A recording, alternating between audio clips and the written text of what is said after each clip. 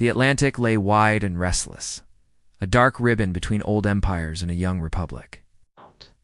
On one shore, kings, crowns, and centuries of conquest.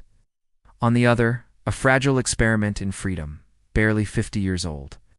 James Monroe knew the balance could shatter with a single move. The year was 1823. The world still looked at America as a prize, not a peer. Spain's grip on the Americas was loosening.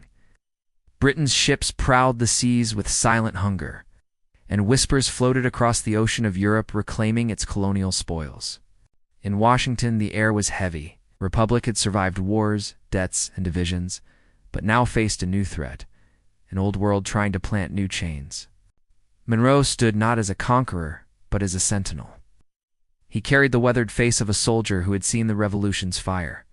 In his youth, he had bled at Trenton, crossed icy rivers with Washington, and watched liberty fight for each fragile breath. Decades later, that same liberty stood at his doorstep, threatened not by muskets, but by treaties inked in foreign capitals. So Monroe drew a line not in blood, but in principle. He announced to the crowned heads of Europe, "The Americas are closed for business. No new colonies, no return to the old order. The Western Hemisphere is ours to protect, and yours to leave alone." It was not shouted from a battlefield, but spoken with the weight of a nation behind it.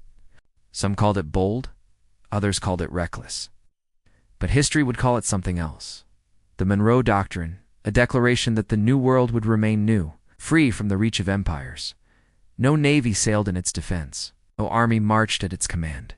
Yet it stood, because Monroe's warning carried not just policy, but defiance. In that moment, America stopped being a fledgling nation in the shadow of Europe, and became a power with a shadow of its own.